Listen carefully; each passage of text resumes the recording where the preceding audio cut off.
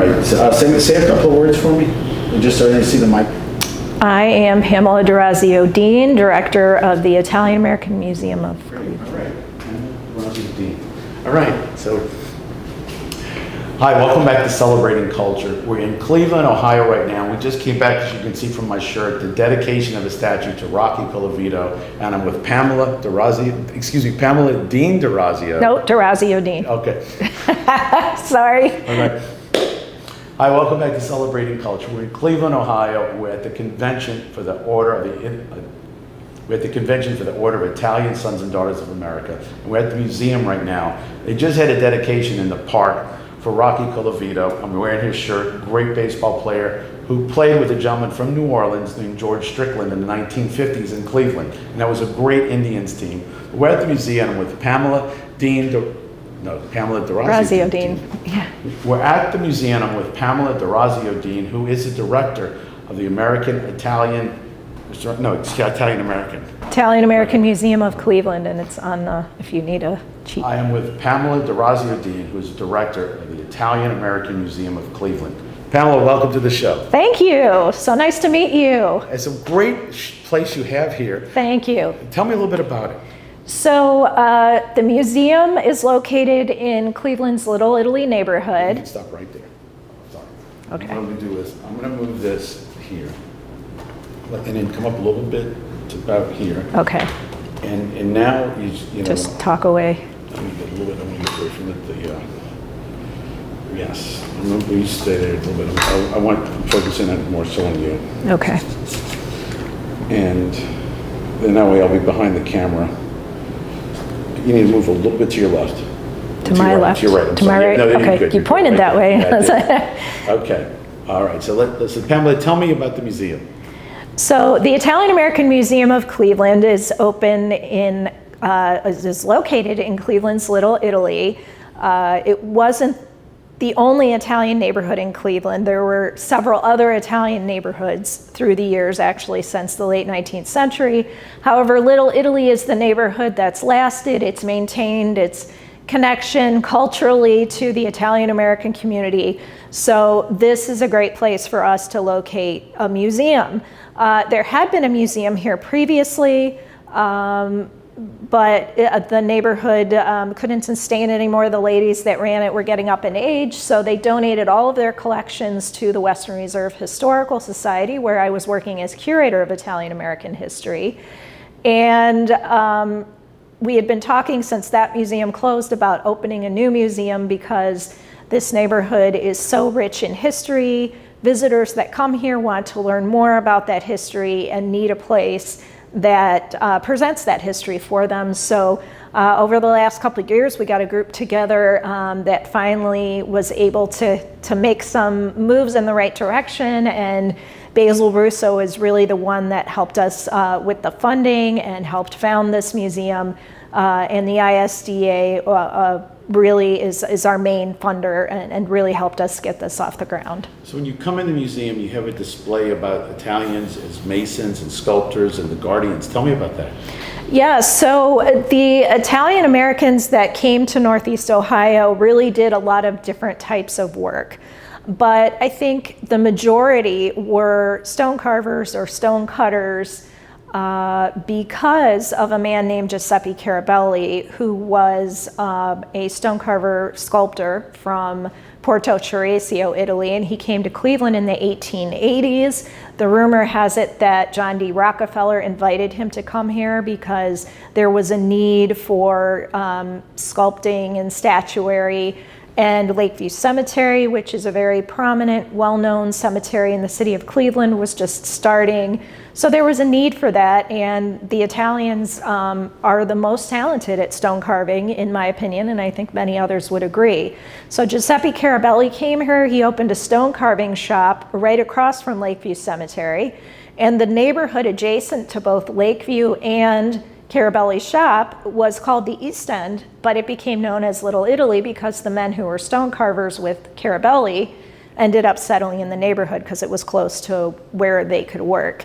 And Carabelli's company really touched a lot of art in Cleveland, and they're often not recognized for it because a lot of the guys that were doing the stone carving were just, this is what they knew how to do to put food on their table. They didn't consider themselves great artists. It was more or less, this is the skill I have, and they enjoyed their work. They were very proud of their work, but unfortunately over time, because they weren't boastful, the recognition got lost. And so now we're working to give them the recognition, these extraordinarily talented Italian immigrants, for the work that they did to help beautify the city of Cleveland.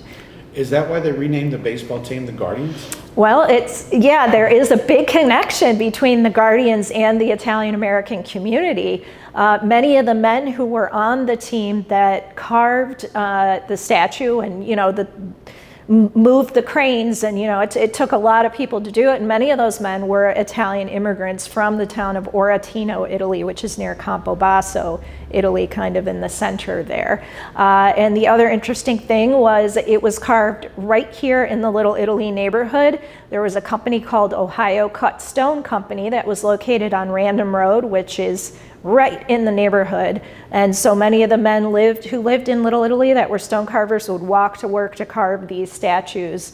So the neighborhood was very interested in what their neighbors were doing, and would often take a peek to see the statues being formed, and be very proud that this neighborhood had such a large contribution to those statues, who are now going to represent not only the city of Cleveland, but our great baseball team. And then today there was with Rocky. Tell us about the dedication to the statue to Rocky. So Rocky Colavito played for the Indians for a very short time, the Cleveland Indians in the 50s. He made a huge impact in that short amount of time. So people who were growing up and that loved baseball during that time, and particularly Italian Americans, he became a real hero to them. And it never went away for those people who grew up watching Rocky play. He grabbed onto their hearts somehow. And Matt Gambates, who led the project to get the statue sculpted and install it in the park, said he had been a fan of Rocky Colavito's for a long time, and just out of the blue just decided, hey, I think we should do a statue. And then that got the ball rolling. And here we are on this very day. The statue was unveiled in Brush Park in Little Italy, and Brush Park is named after Tony Brush, who was an Italian-American boxer. So lots of symbolism in Brush Park, with the statue of Columbus and now the statue of Colavito, and it's named after an Italian-American boxer. So I think it's something that not only Italian-Americans can be proud of, but Clevelanders and baseball fans can also be proud of. And you now have added an exhibit to the 1891 lynching in New Orleans. Tell us about the connection. Is Cleveland have an interest in that? So museums are here to teach, and our main goal is to teach about Italian Americans in Northeast Ohio and all the contributions they made to the region. But we also want to tell the story of the wider Italian American community and the Italian experience in America. And unfortunately, some of those chapters are dark chapters, but they're important to remember because they teach us so many lessons. And if we forget those, we lose a sense of who we are, we lose connection to the past, and there's a danger that we might repeat what happened, or not be as understanding when we see it happen to other people because it happened to us. So the story of the lynching is something that we wanted to tell because it had been kind of lost and hidden in history. It happened in 1891. Italians went on and became leaders in this country and fought through all of the discrimination. But this was a particularly bad incident against Italians who were innocent. And so that is something that we need to remember as a community, need to understand why it happened, and make sure that hate like that doesn't grow again in our country. And speaking of the Italians, the perseverance, you have 3 themes here in the museum. Tell me about those themes that we see. Yeah, so when I wanted to do the first exhibit for the museum, I looked at the artifacts that we had and the photographs and the letters. And what did it say to me? Like, what was the general theme that it said to me? And the words faith, family, and ambition came to mind. Faith, not only a religious faith, but faith in themselves, that they could take that step to come to this country,